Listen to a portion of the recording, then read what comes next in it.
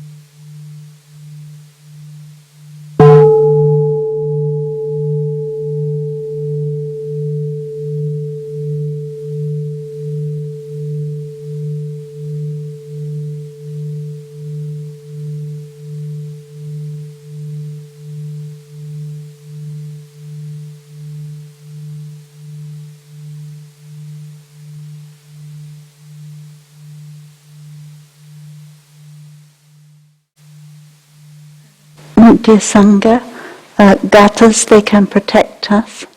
They protect our thinking, because sometimes when we're doing something, we can have a negative thinking. And if we use the gatha, it can take our thinking in a positive direction. So we can say that it protects our mind action. At the same time, we're doing something with our body. So this gatha is literally, it says, washing my bowl in the historical dimension, I look at myself and I smile. What am I doing there? Over there, rose bud is fresh. Over there is a fresh rose bud. So I can use this gatha actually for many things, not just washing the bowl. When I'm doing other things, I can also look at myself and smile. Look at myself and smile is a little bit like the practice of mere recognition. Maybe some kind of feeling comes up, or my mind starts to wander away from what I am doing. So I recognize, oh, my mind has wandered away, and I smile. I don't get upset with myself because my mind has wandered away. I just smile to myself. And I ask myself, what am I doing? And then I remember, oh, I'm washing my bowl. Yeah. And, well, I could ask myself another question after that. I could say, why am I washing it? And the answer is not, I'm washing it in order to have a clean bowl, because the bowl will not be clean for very long anyway. So the answer has to be something different, like I'm washing it in order to feel peace in the present moment, or I'm washing it in order to be fully present, or something like that. And the answer that you give to a Zen master, if asked what are you doing, is, oh, it's a fresh rosebud over there. That means that your mind is fresh like a rosebud. And the Zen master, he knows from your answer. So that is why I said before that I see that the gathas protect us. They put our mind on. When I came this morning, many fresh rose buds outside the meditation hall, because they're near the heating system, so they don't suffer from the frost. They bring me a lot of joy. Last time we were talking about the fruits and the Dharma seals as two different things. And this time I just want to look at the Plum Village fruits and the Plum Village Dharma seals.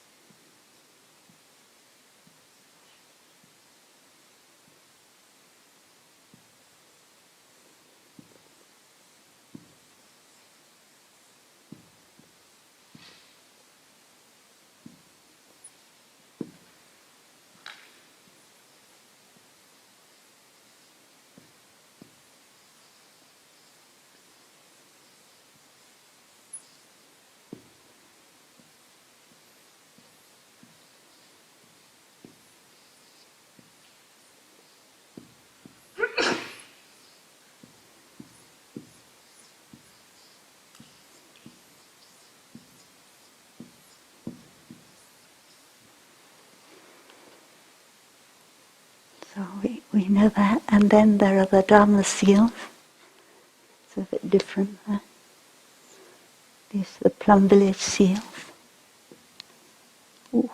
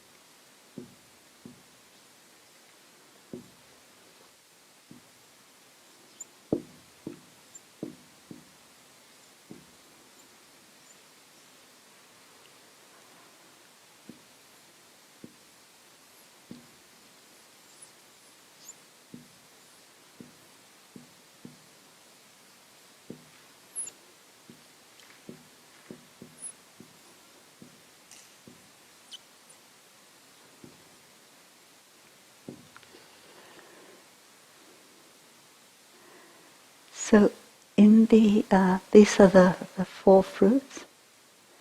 These are the fruits of our practice. And when I look at my own practice, I see that sometimes I realize the interbeing and sometimes I don't. And sometimes no birth, no death, but less times, not many times. And many times I don't. So, but these ones, more, I recognize more. So the other day we were reading the discourse on the full awareness of breathing. And when we read the first part, it said this community is of heart wood. Someone will go a long way in order to be able to be with the community. And in this community there are stream enterers. And then it said which of the fetters the stream enterers had put an end to. And then it said there are once returners and they have put an end to a different kind of fetter, more fetters. And you remember that sentence. So that is something a little bit later in Buddhism about if you have a fruit, you've put an end to a fetter.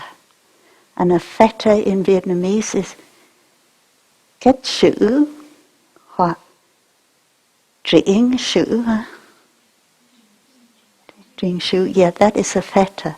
And in Sanskrit is samyojana. And sometimes we translate as fetter, and sometimes we translate as internal formation.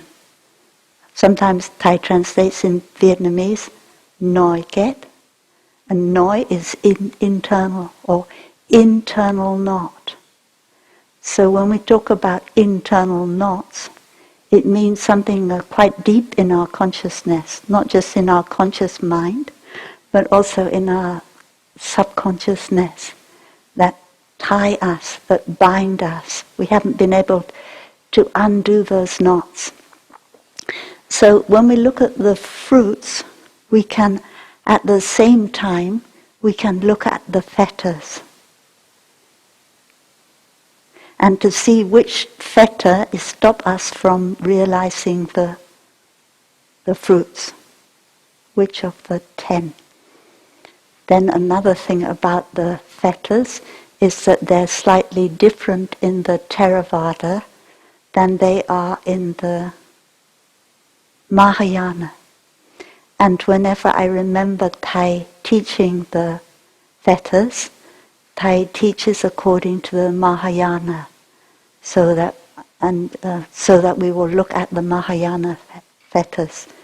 Because the Theravada ones, they go more into the form realm and the formless realm, which we don't talk about so much. So that's just to remind you that these are different, two different things. So you don't get mixed up. But if you have the fruit of peaceful abiding, then you will certainly also be able to go as a river. And of course, if you have the fruit of interbeing, it also goes along with this. That's kind of interbeing.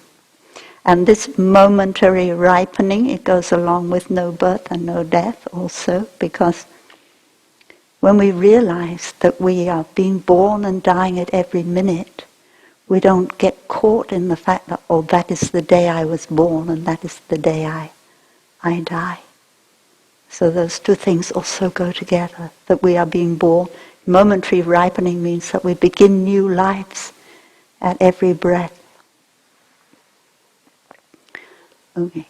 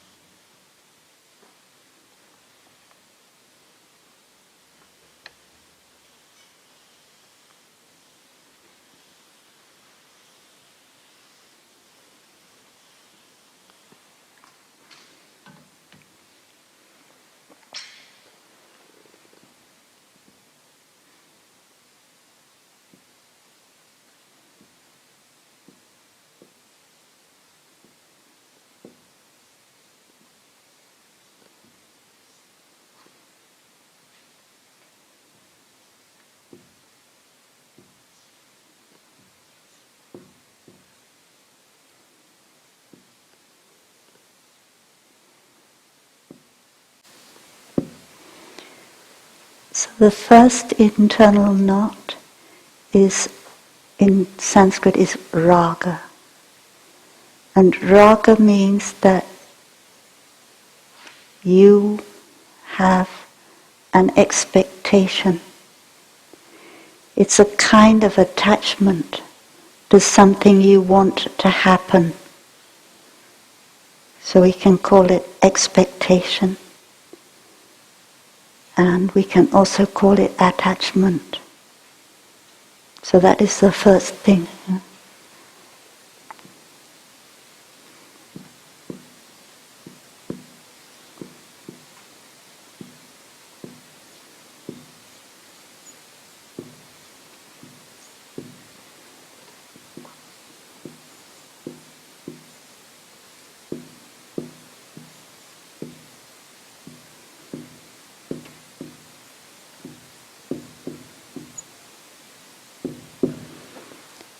We want things to go in a certain way.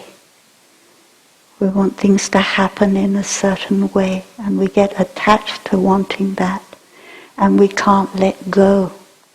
So that is really a fetter as far as I have arrived, I am home, or to peacefully abiding, because you're thinking more about what's going to happen and what you want to happen in the future, and you're not able to dwell in the present moment.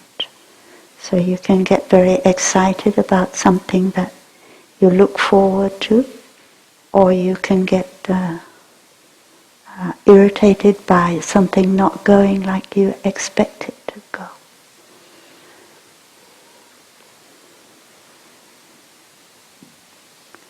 So we could say that that is the fetter as far as these first two fruits are concerned. And the second is sometimes ill will.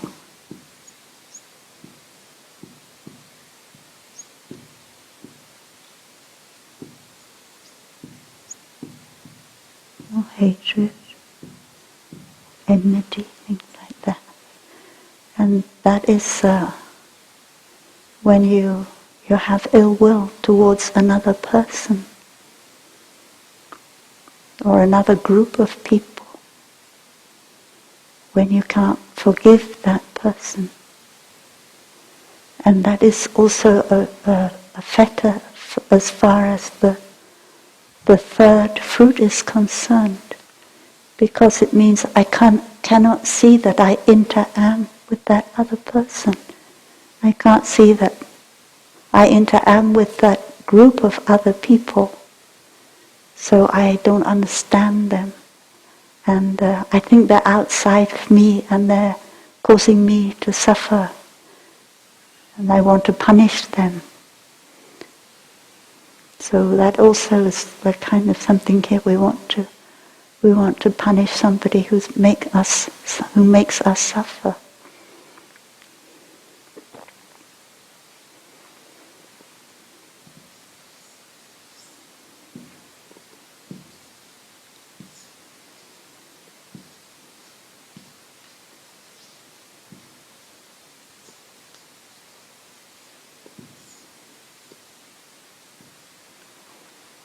So normally the third, we learn that it is the most difficult fetter to untie.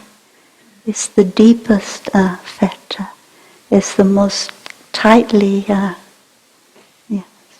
It is our wrong perceptions about ourselves, and our wrong perceptions about those around us, and our wrong perceptions about the world, and our way of looking at things.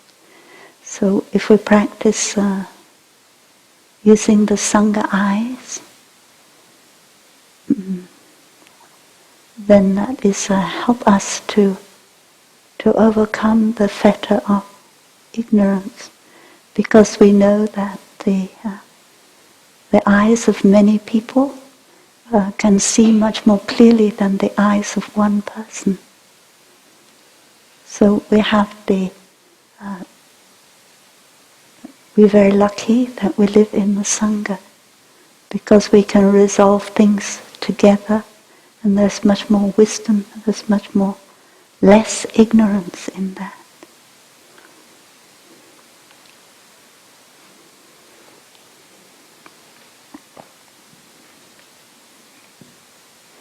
So ignorance is really a fetter to the truth of interbeing and the truth of no birth and no death. So the fourth is what we call complexes. Or is it doubt? I don't remember. Tức là mắn is before nghĩ.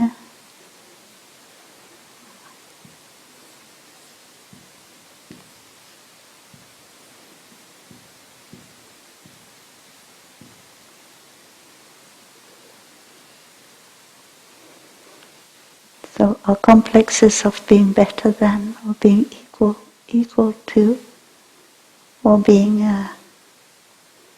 worse than others, and how in our daily life we can spend a lot of time comparing ourselves with others, and comparing others with ourselves, judging other people, and judging ourselves. So these complexes, they are a hindrance to our understanding into being. We are like we are because our ancestors are like that, because our education is like that. We're not better than others. And we have the sixth mantra, which we can use when we have a complex, when somebody praises us or somebody blames us.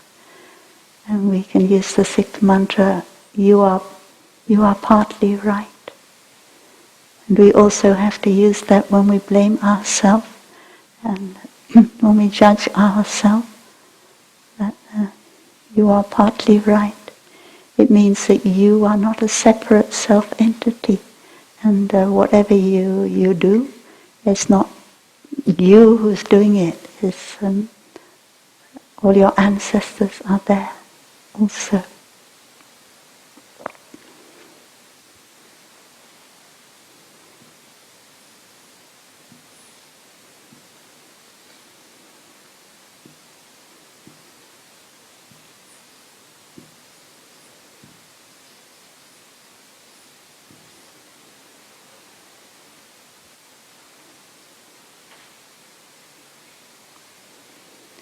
So doubt is a fetter, an obstacle.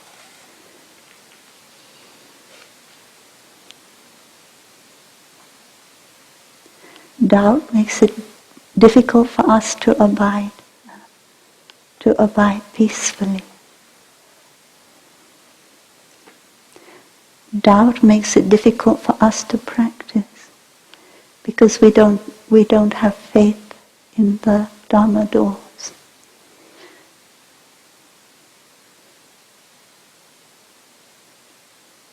So the first of the 5 powers is faith, and the first of the wholesome mental formations is faith. Faith, it sounds a little bit odd sometimes in English, because in the Christian tradition we have to have faith in something we don't believe in. In order to believe, we have to believe in something that we don't know whether it's like that or not. But in the meaning of Buddhism, faith means confidence. And it means to have confidence in the practice we do.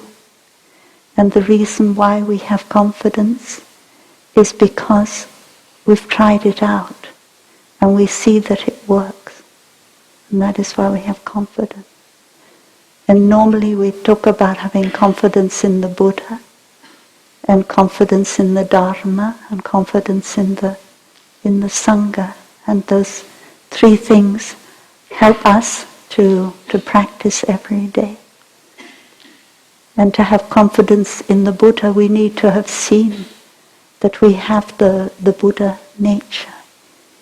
And not always manifesting, but there are times when we have an insight and we can see the Buddha nature in ourselves. We can see the Buddha nature in our fellow practitioners, and we can see the Buddha nature in our Sangha as a whole. So every day we need to be in touch with the Buddha nature in ourselves, and also in the Buddha nature outside of ourselves. And the second is to have faith, to have confidence in the Dharma. And the reason we have confidence in the Dharma is because we have practiced it. And the Dharma is, we say what? Lovely in the beginning, lovely in the middle, and lovely at the end. And it's described like the ocean. You can just put your feet in the ocean. You don't have, and then as you walk into the ocean more and more, it becomes deeper and deeper. But even when you just only put your feet in the ocean, it's already lovely.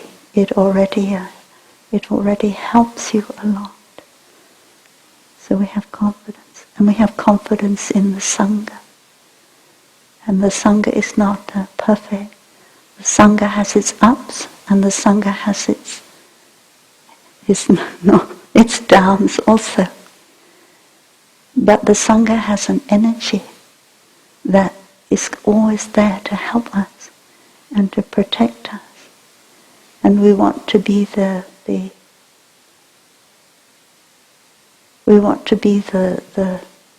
part of the positive energy of the Sangha. So if we have doubt about the Buddha, the Dharma and the Sangha, it's difficult for us to practice. But on the other hand, the Buddha has taught that the Dharma is there to come and see directly, and we should not believe in things that we have not experienced for ourselves. If we haven't experienced that is helpful, we shouldn't say, oh, it's the Dharma, so I have to believe in it. We have to always have an open mind. And question and ask when we don't understand.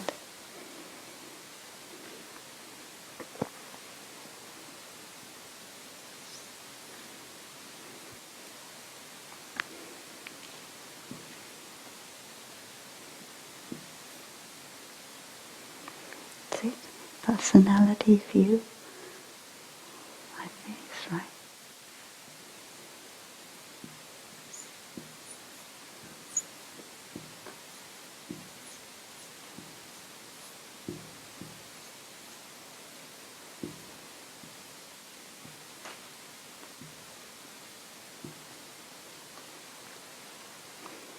So now the remaining fetters, they are different kinds of view, of wrong views. And sometimes we say right view is no view. So personality view is the view that I am my body, I am my feeling, I am my... It's a very deep internal knot we have.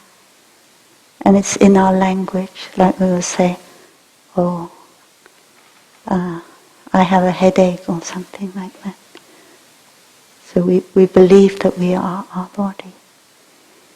And in the Theravada, they say that in order to enter the stream, to become a stream enterer, By the way, a stream enterer is someone who has entered the stream going to enlightenment, and they can't go back. Once you've entered the stream, you just, like you're on the train, you have to go all the way to the station. You can't get off on the way. So to be a stream enterer, you need to have overcome the personality view, not have the personality view. But we can see that this is something very deep, and intellectually we all agree, I am not my body. There's no separate self that owns this body. But to actually understand that on a deeper level is not something we can do so easily. So it's also to do with the fruit of interbeing and the fruit of no birth and death. If we've transformed the personality view, we will have those two fruits.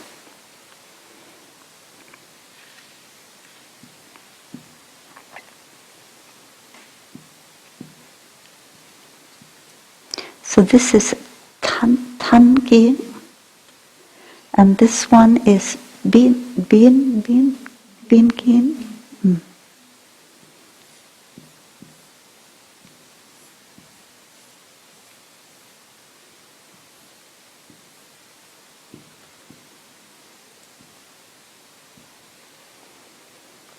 This is the view in being and non-being. The views in different opposites, same and different, birth and death, coming and going, all those opposites that we believe in. Being and non-being and birth and death are really the same wrong view. Because when someone born, we think they start to be. And when they die, we think they become non-being.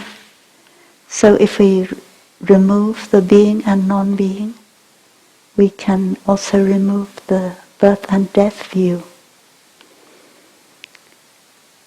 In Buddhism, you often hear the teaching that things are not real as we think they are. We think something really exists, and then the ancestral teachers, even the Buddha himself, they used the expression a magic show. Things are like a magic show. You believe that really this person is bringing a rabbit out of their sleeve, out of a hat or something like that, maybe out of their sleeve, out of a hat. But in fact that is not what is happening. And so our extreme views are like that. They give us an idea that things really exist like that. And we get caught in that idea of existence. And when we look deeply, we see that things are manifesting because of so many causes and conditions.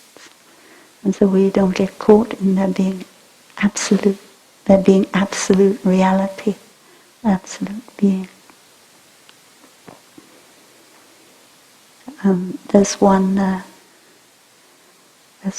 branch of Indian philosophy.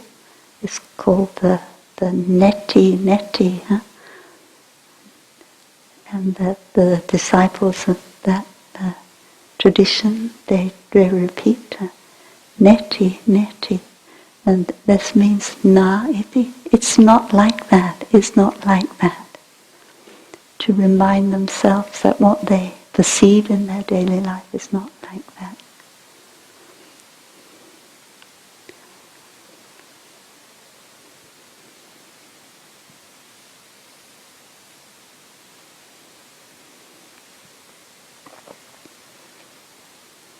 Oh, I forgot. I think it should have been wrong views.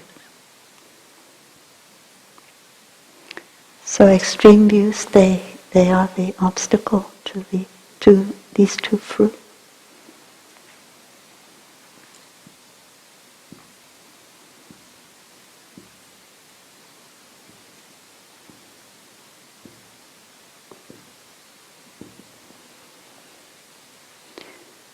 So wrong views are the views that sometimes called upside down views. It's like saying there's no cause and no effect. So if you do something, if you kill somebody, it doesn't cause suffering, and you won't suffer because of that. So the wrong views are the views that are destructive to ethics and morality.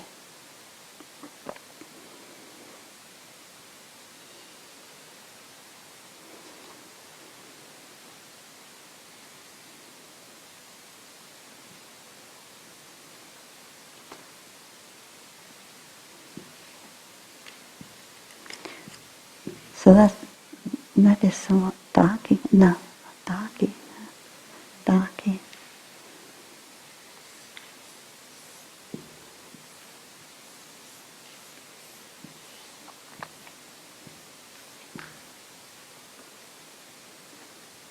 Also, wrong views are like things are permanent. There is a separate self.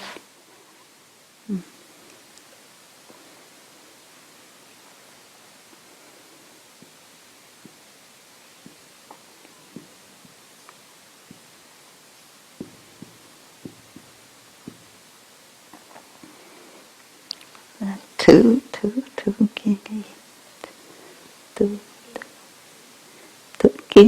kiến. Just caught in your own view that you have an opinion, you have an idea, and you believe that it's really like that, and you can't let go.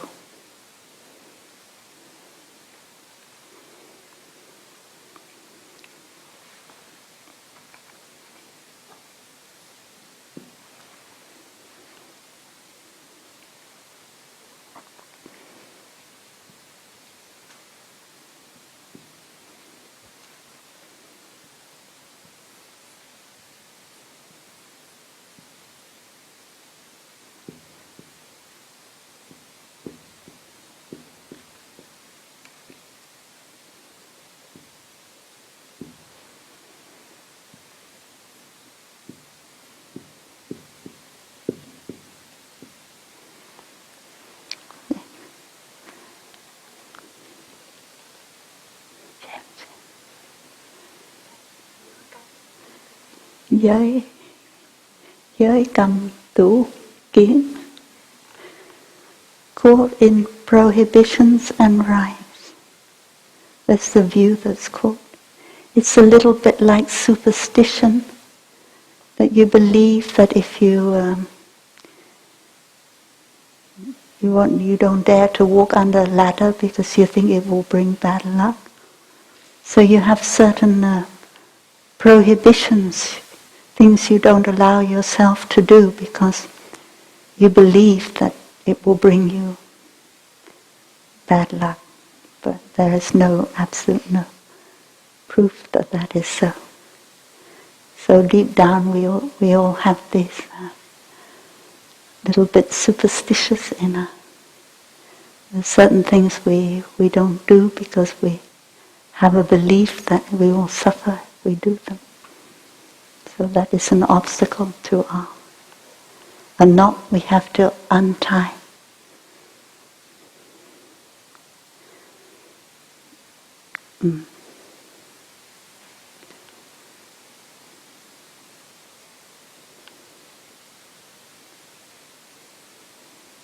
So we can look at our practice in terms of what knots we are able to untie and what fruits we are able to realize.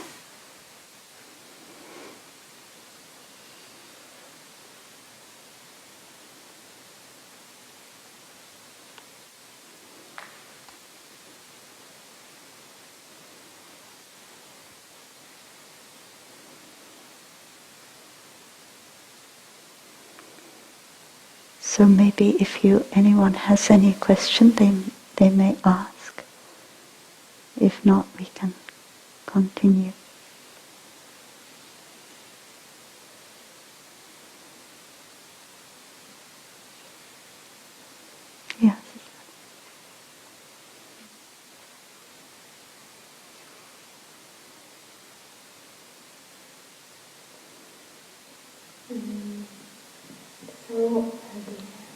helpful. Could you say a little bit about the difference between the ignorance and the wrong views, extreme views, like the other one? Yeah. These six, these 1, 2, 3, 4, 5. These views, they are all part of ignorance. So if you manage to transform all these, in fact, you transform ignorance.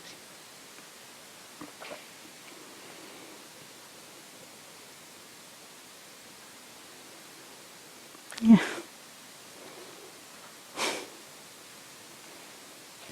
Dear Sukho, I have a question about number 10.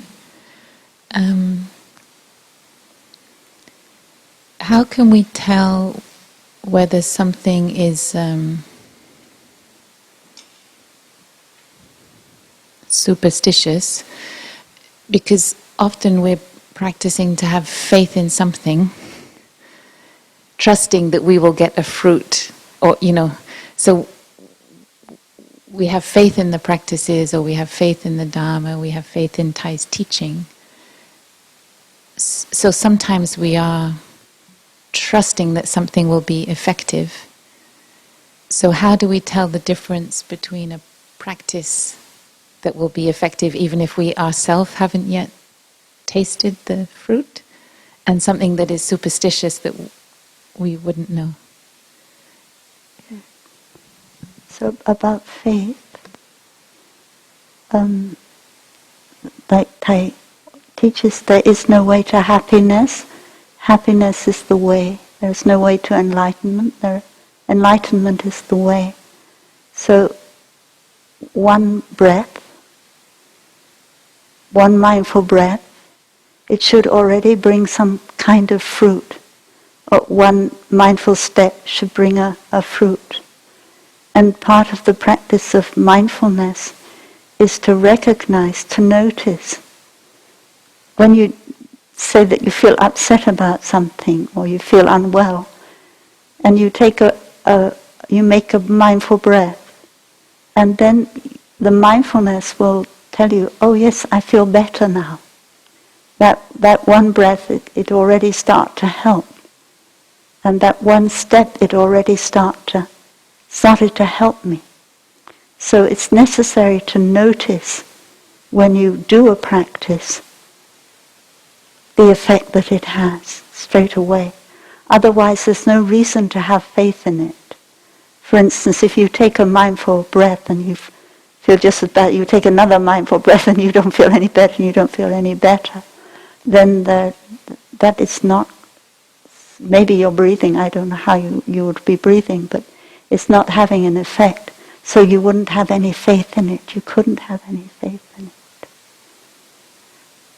And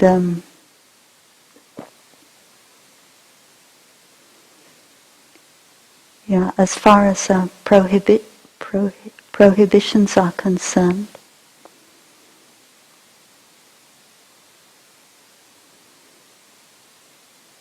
sometimes we have an idea that we did something in the past, and as a result of that, we suffered. So we don't want to do that again. So we make a connection between our suffering and something a place that we went to, or when in fact those two things are not really connected. For instance, if you had an accident in a certain place, you don't want to go back to that place again, because you think that somehow that place you will have an accident if you go there. Where in fact you could go there 100 times. The accident happened for many reasons, not because you were in that particular place. But your brain, it makes that kind of connection. And then you make yourself a prohibition that don't go to that particular place, because have an accident again. So that is what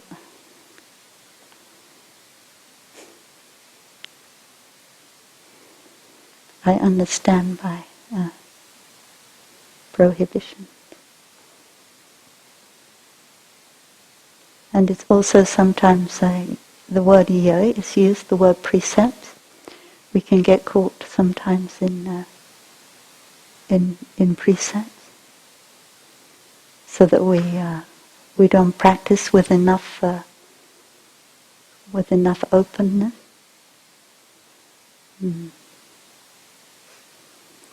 And so that we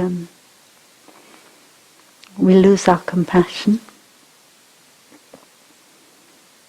So, like in certain kinds of ethics, like deontological ethics, you can never lie, or you can never kill, or you can never.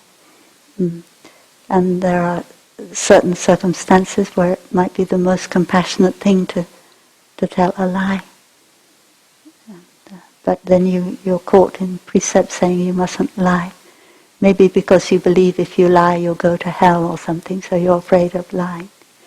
But in fact you could save somebody's life by telling a lie. So that is also part of the meaning of this kind of view. Yeah.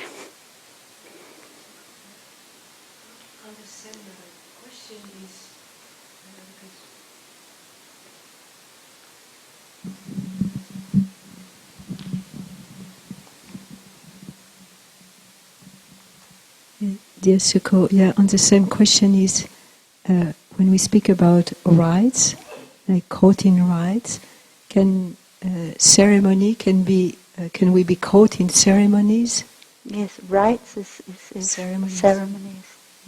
Yeah. Because if we want to examine a ceremony, we really need to see that it contains mindfulness and concentration and insight. If we have ceremonies without those three things, they could be just outer rituals that don't have any meaning. So again, in a ceremony, we really have to feel that we are practicing mindfulness and concentration, and that some insight arises during that ceremony. Yeah, that's true. Thank you.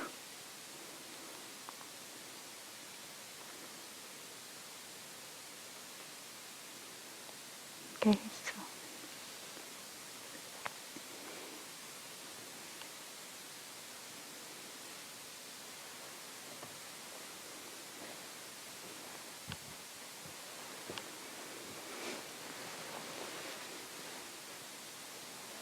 Oh,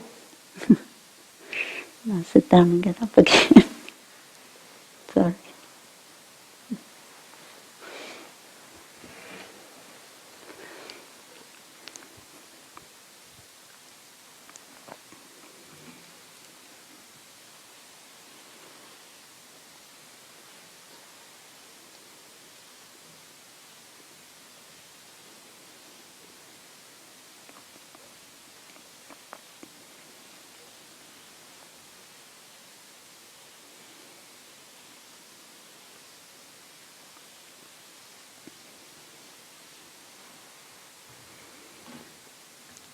So now we looked at the fruits, we looked at the seals, and there's one more thing as far as Plum Village teachings are concerned that Thai has taught, and that is called the characteristics. It's a little bit like the seal.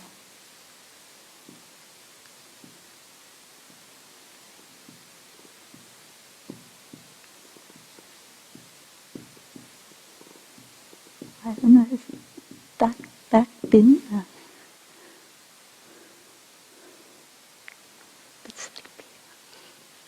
Okay. Right.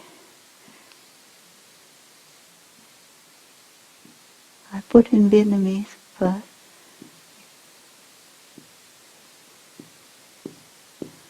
So I need to apologize because I think in the first time we had of this autumn retreat, we had this class.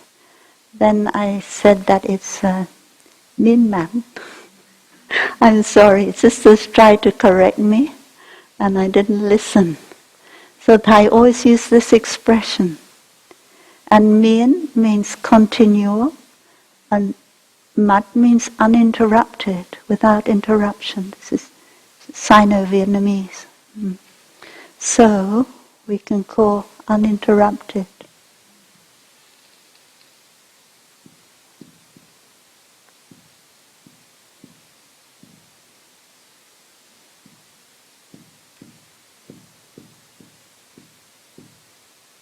Interrupt should have two R's. Sorry. Interrupted. Yeah, uninterrupted. So that is what Thai calls the first characteristic.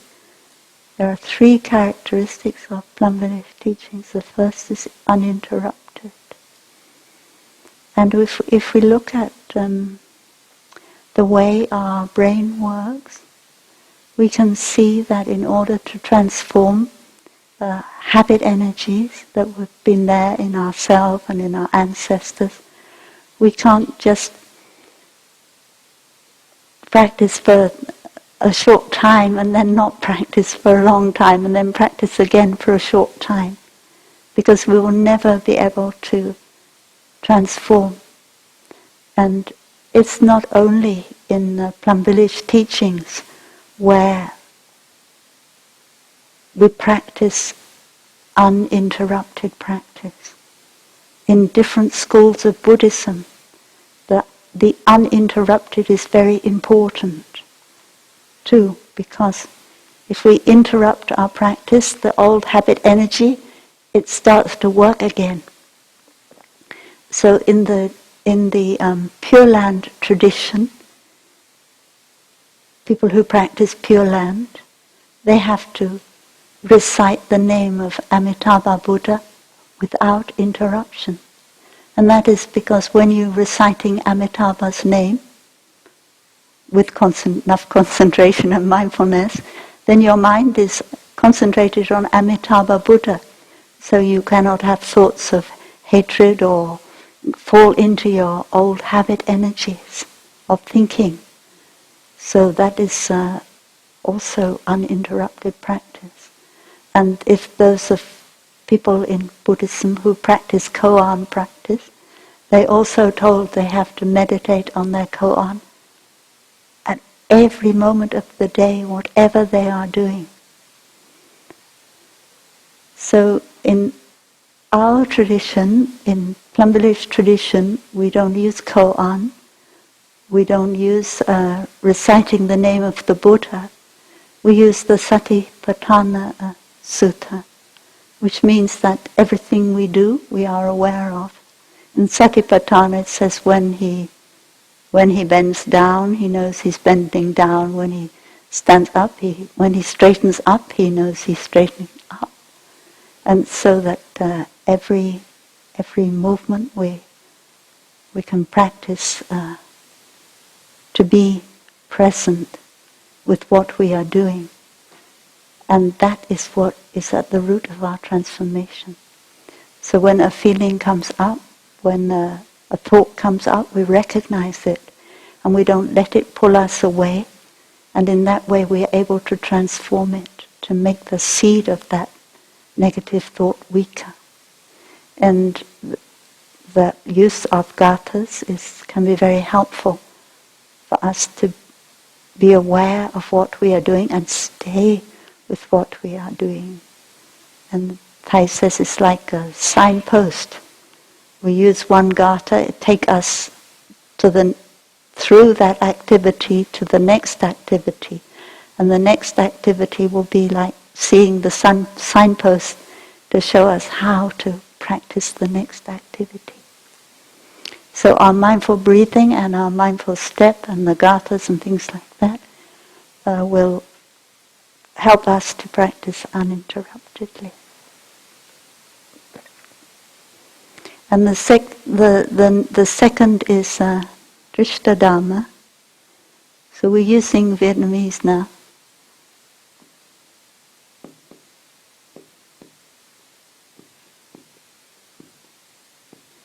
In fact, this is Drishta Dhamma in Sanskrit, and it means, Drishta Dhamma means, in fact, present what? I thought I knew what do we say? Dwelling happily in the present moment, huh? It's how we translate Drishta Dhamma Sukha Viharin. Bởi vì cái này là hiện pháp là một cái, and after that hiện pháp is one thing, which is Drishta Dhamma, and then the last characteristic is lạc trú, which is Sukha Viharin. So this means the present moment.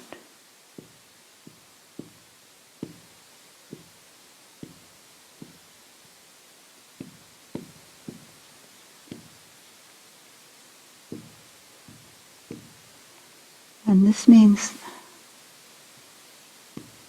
dwelling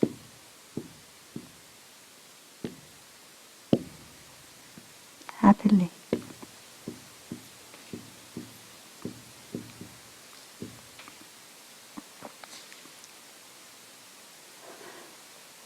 So Thai bases this on the Bad Ekarata Sutta, on the Sutra on knowing the better way to live alone. The past has already gone, the future has not yet come. So our practice of mindfulness is to keep us in the present moment. And lạc trú, dwelling happily, means that in our human mind, as a way to protect ourselves, we look a lot for what is going wrong, and we forget about the conditions for happiness that we already have. Or we look for happiness in the future and don't believe that we can have happiness now. So there are many teachings that could draw us into the idea that we can suffer now, because if we suffer now, we will have a happiness in the future. So that is not the Plum Village characteristic.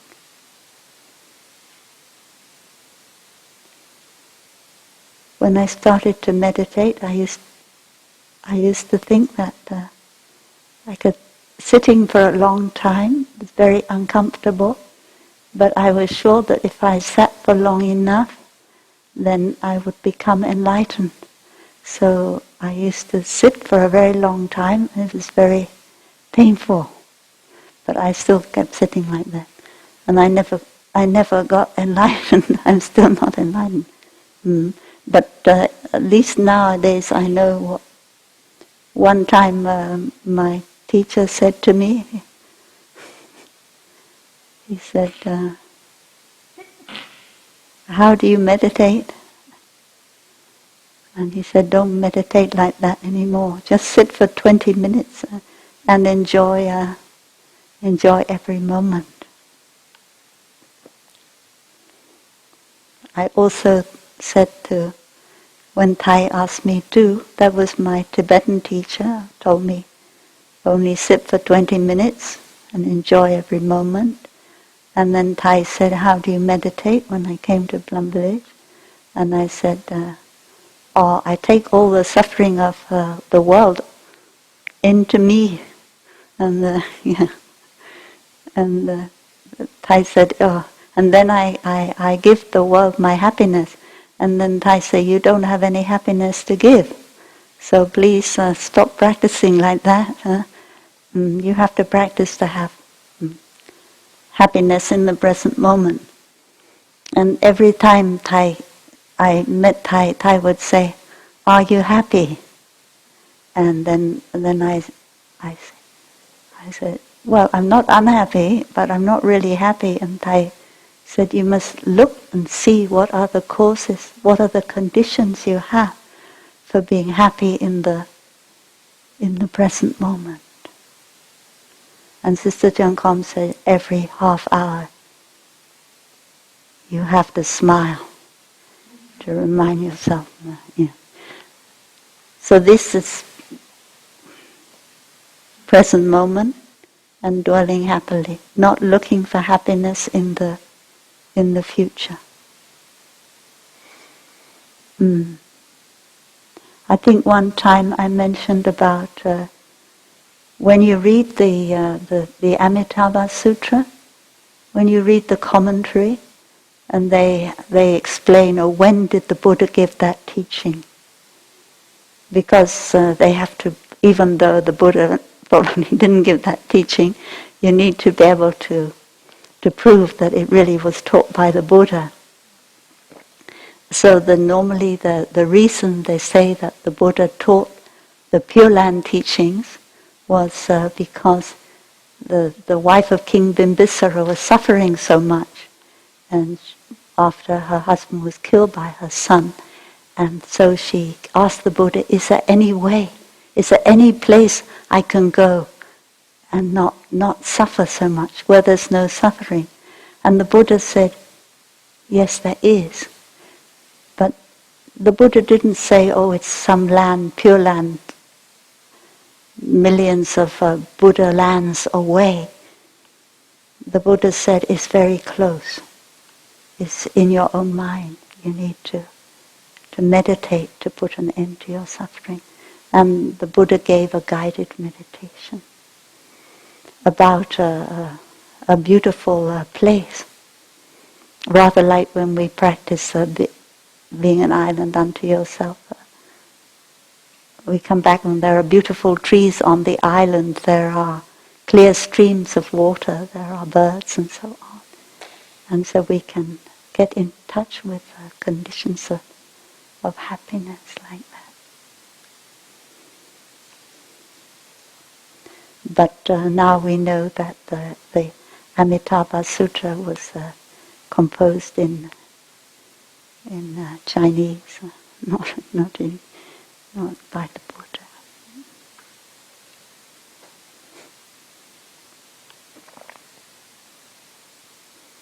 So when we practice in our daily life, we can always look and see that these characteristics are there in our practice, as well as the seals and the fruits.